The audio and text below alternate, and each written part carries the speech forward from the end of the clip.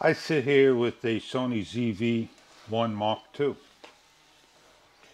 This is the unboxing. Down below will be a link where you can purchase one.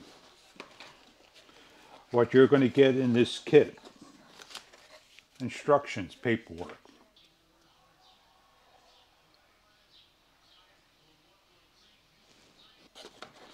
information on the box. In here, I'll show you right here. It's a wind muff. On the side over here, you have your battery. It's a NP-BX1. In here will be your camera. Well, you've seen my videos already. You're having it.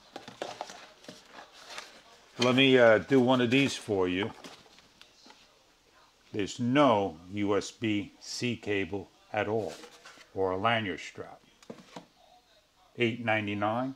You expect to have a USB Type-C to USB-A cable, or USB-C to C cable. Sony did not give one. The camera, they say, will not fit a newer or Ulanzi wide-angle lens. Somebody tried that already.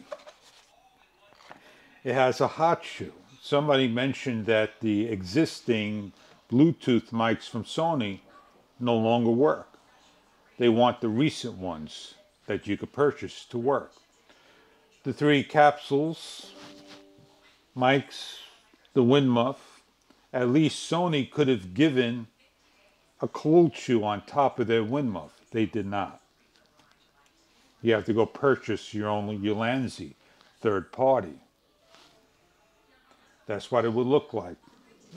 Here outside, no matter what, period, you have to use that wind muff. If you don't use it, that sound is unusable. I use a Rode Wireless Go, and I'm shooting with a Sony ZV-1F. It does everything nicely for my needs right now. If I was to put this over there, all I have is just that much more room, a little wider. I could live with what I got. The Sony ZV-1 Mark II in intelligent auto mode will not do EV values at all until you get out of it. You're going to have to set up the brightness and temperature that's located over here.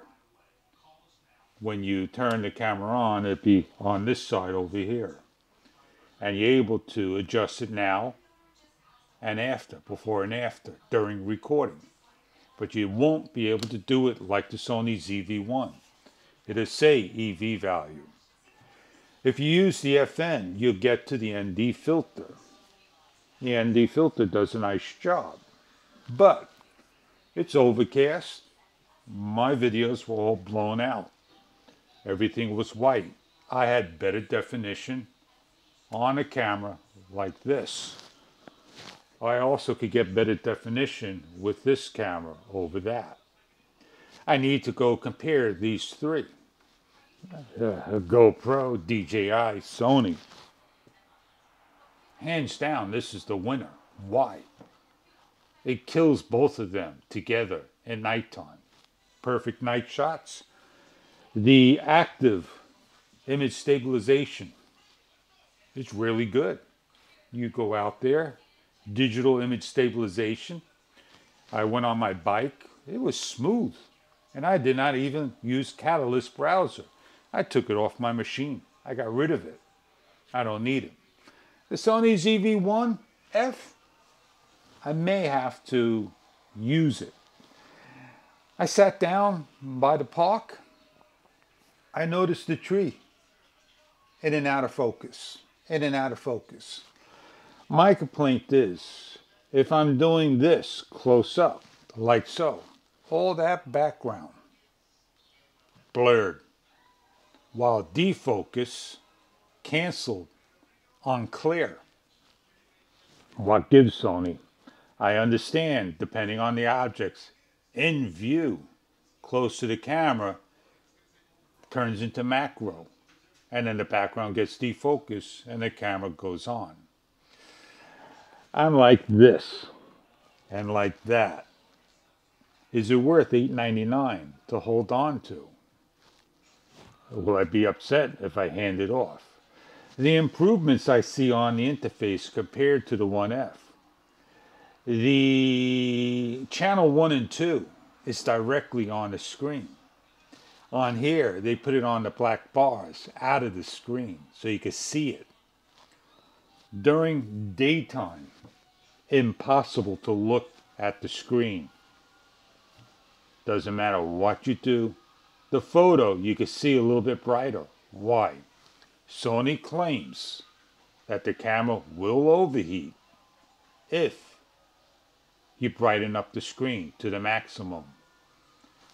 How could a screen cause overheating when it's not even attached to the body on any of the Sony cameras?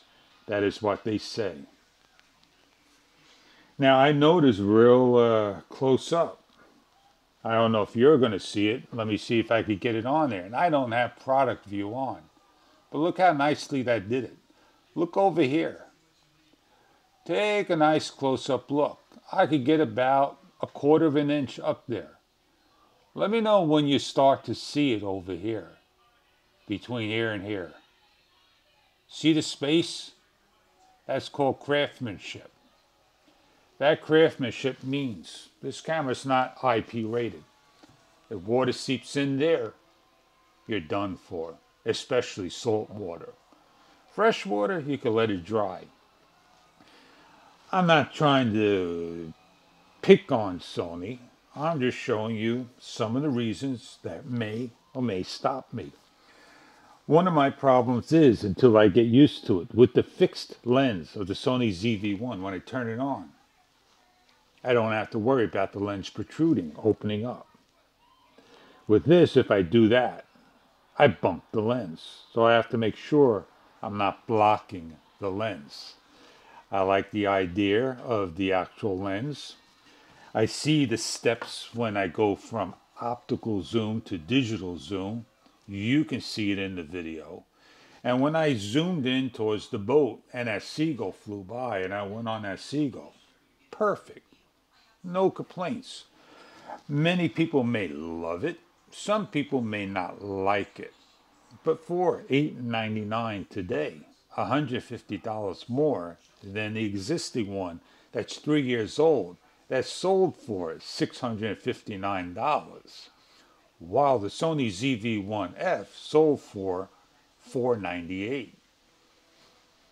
Half the price of the 1 Mark II.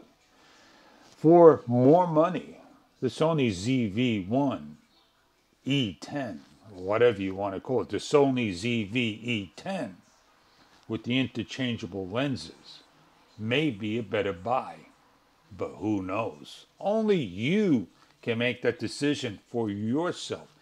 I have my decision to make in the meantime, and I am deciding. When you get your camera, trust me, that's the way they send the camera. Why wouldn't they take the screen, turn it in to protect it, like so? Again, another model sent wrong. A lanyard strap doesn't cost much.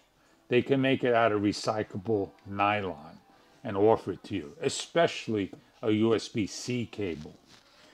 A BX1 battery. Everybody complained about quality years ago. Now we're complaining about batteries, and now we're complaining about overheating. The complaints will never go away. I hope this long video unboxing review may help somebody out there to make a decision for them about a camera. You want definition? You want to see a sky on an overcast day? You want to see crisp and clear shots, just you? They both got focus problems. Everything's got no.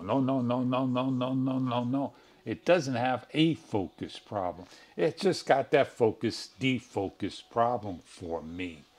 Defocus on clear, shooting me.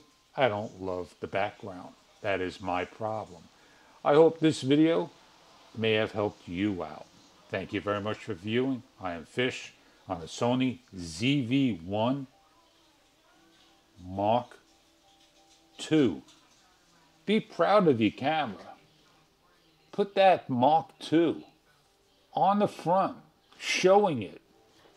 Can't even afford to put a label on it that says Osmo.